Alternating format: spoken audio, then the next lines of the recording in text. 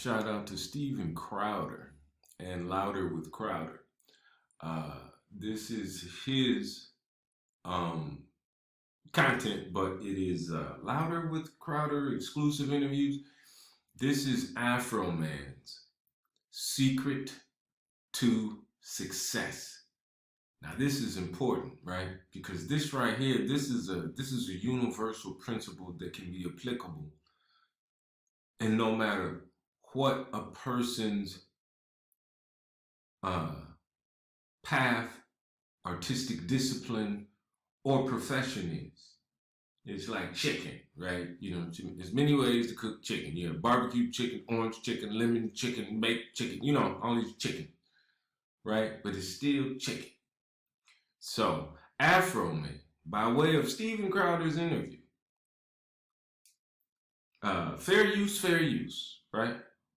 He shares his secret to success, and it's profound to me because Afroman is an independent artist, and he's having life his way. And this is what all maverick artists should aspire to, right? Because in the words of my old Jewish friend, it is better to own a hot dog stand than to work for somebody else. So, without further ado, Afroman's Secret to Success. People who don't know your story, you know, kind of in just a couple of minutes, tell them the kind of the bullet points of your life, where you've been, where you came from, what happened with the song When I Got High. Okay, dude. All right. I started, I grew up in church. You hear this stuff, it go in one ear and come out the other. Yeah. But then you really start thinking about it. Like your mom and dad starts getting on your nerve after a while. You're like, it's better to give than it is to receive. Like, Mom, I love you and I respect you. Please don't make me consider slapping you. You know? I'm about to give you this hand.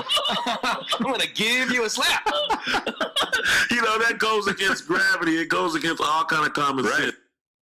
Now, me and Afroman, we're the same generation. We grew up in the 80s. And I can relate to what he's saying. I can attest to what he's saying.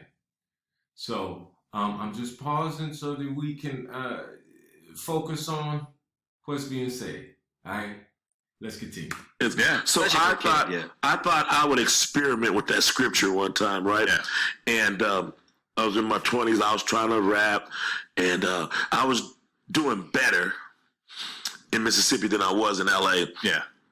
And this guy told me he'd bring me to Starkville for $300. And I'm like, yeah, okay. And the dudes in the neighborhood started noticing, they was realizing I was getting bigger and I was starting to be gone from home long periods of time. So they had break in my house. Yeah. Stuff, right? Yeah. We had them old wooden Mississippi houses sitting on them bricks and stuff. When the flood come through, the water going underneath. Yeah. So I installed a security system. So I was downtown Hattiesburg on my way to walk in and pay my security system bill. Mm-hmm. So some guy walks up to me. Now, I know it might seem long, but just stick with me now, because he's getting to the meat of it. See, because I wanted to make sure that for those of you who had no idea who Afroman is, I just wanted you to kind of get a feel for him. So now we're getting to the meat of the issue. All right? Stick with me. He says, hey, my house burnt down and this, that, and that. Now, I'm from L.A. I grew up in the 80s crack era. Yeah. I am a all-American homie. I am an all-American, respectable South Central homie. And I am an all-American, respectable West Side homie. I feel you, see? Now, also, I got to be honest. That's the reason why I got a little bit of a bias towards Afroman, because we from the not only the same era, we from the same city. Different sides. See, now he was South Central, I'm West Side. But same. My grandmama lived in South Central. Anyway, let's continue. And nothing I hate more than I think somebody's trying to play me for a fool. Like you don't walk up to me and tell me, your car broke down around the corner. You need $2-3 for some gas. That insults me. You know what I'm saying? I'm like, what? I'm not sagging low enough? You really thought I was a dude to walk up to? So something said it's better to give than it is to receive. He was like, blah, blah, blah, blah, blah. Then I was like, I ain't gonna get this dude no money because he just gonna do that and he's just gonna go around the corner and smoke some rocks and then I'm out of $20 and this dude's just a bum running a game. Then something say, it's better to give it to the street. They say, pray over the money before you give it to him. Now it's God's money. Yeah. So if he goes smoke some crack with God's money, that's gonna be the worst $20 of his life, you know? I said, okay. So I took my $20 out. I said, here you go, bro. I said, I want to pray with you first. He said, okay. I was like, Lord, help this man and his family recover from his house burning down, blah, blah, blah. He wiped some tears from his eyes. He said, thank you. And he walked off. And, I can hear the devil on one shoulder like, man, you I can't believe you went for that, boy. That's how it goes, too. Like, anytime you do good like that, right? Whenever you activate a universal principle like that, you automatically get that little negative nigga, you sucker ass nigga. What you just do that for? Whatever. I pay my security bill. Yeah. I go up to Starkville. The place is packed during sound check. I had to start damn near during sound. Once they seen me, they was just flipping out. I was supposed to make $300. This dude gave me $900. Really? Wow. Say what you want to say. That didn't just happen. No. Because, and then it's been other little things I've been doing like that to help me verify certain statements in the Bible. Yeah. They say you can't beat God given. And I hate to, and I try. That's the one time I will allow the word can't to come out of my mouth. Because that's the truth. You can't be God-given. I give somebody something, but then I get overwhelmed. And the old people say, you can't be God-given. Yeah, no matter how you try. The more you give, the more he gives to you. Do. Just keep on giving because it's really true. That, you be Jump singing in, Gerald. You be singing in church. You know like, it, Gerald. Oh my God, I can't wait to get out of here. But I must say, I'm still here now. Yeah. I don't look bad. That's right. I'm not broke. That's right. Yeah. Got my first Rolls Royce. That's right. Now, so shit, I'm going to pause right there. Please go to Steven Crowder's channel. In fact, I say do it on Rumble. YouTube is just, because you might not like something that was being said, so it might not even be over there. I want to make sure that the people see it.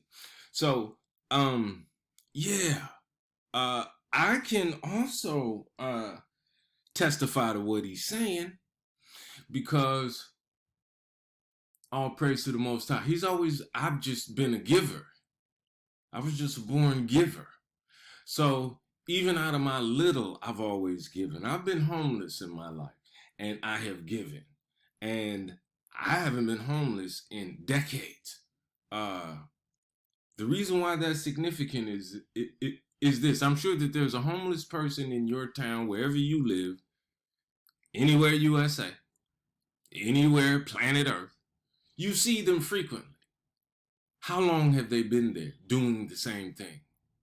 5 years, 10 years, 20 years? Are you just accustomed to seeing that? Has it ever crossed your mind like, damn, it's been 7 years and this motherfucker in the same spot doing the same thing?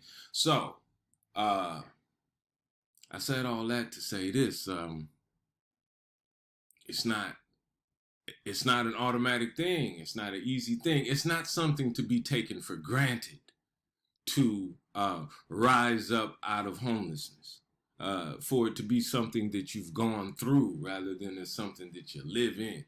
So, man, these universal principles, man, to all those artists just starting, to all of my comedy comrades and entrepreneurs and creators, everybody striving to do it and contribute to life their way and have it their way.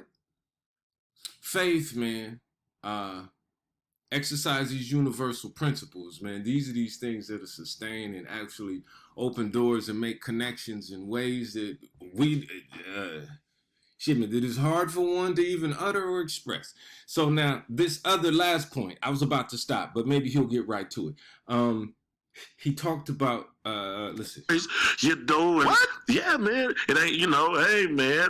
Oh yeah, when he talks about faith is a grain of mustard seed, this supports how he exercises his faith. I'm just saying. Yeah. Like, if giving was bad, I'd be a broke bum That's from right. giving all my money away. That's right. And doing good things for people. Mhm. So I don't know how I got to elaborating on that, but I think No, I asked you about your faith and like Yes. how it impacts your life Yes, because it's you're faith. It's the evidence. It's the subject of things hoped for. Substance of things hoped for. It's the substance, but let's don't lose the point. And the evidence of things not seen. It's not seen, right. but there's evidence of it. Right. That's It's right. faith. You know what I'm saying? And that's what Jesus taught. He said, on the fourth watch, Jesus came walking across the water. That's the end of the scripture. Like, that was a statement. Like, if you have the faith of a grain of mustard seed, you can say to this mountain, be thou removed and be thou cast into the sea. Okay, now this one. If you struggling, if you homeless, if you disappointed, hear this right here. I don't have that much faith, but I got enough faith to say, hey, I'm going to make a good rap song. It's going to sell. I'm going to crack a joke. I'm going to be funny today. I'm going to be nice. I'm going to make some money. I'm going to progress. Yeah. Tim. And with that faith, I've manifested that. Okay. Make sure you go watch the rest of this interview. It is entertaining. It is inspirational. It's just a cool ass interview. Afroman on Steven Crowder's Louder with Crowder. All right, y'all. It's the Laughing Buddha, the 13th one, one of them ones. Often imitated, never duplicated, but most loved and respected. Marquez the greatest, man. Hey, y'all, may you never need what you want. And may you never want for what you need.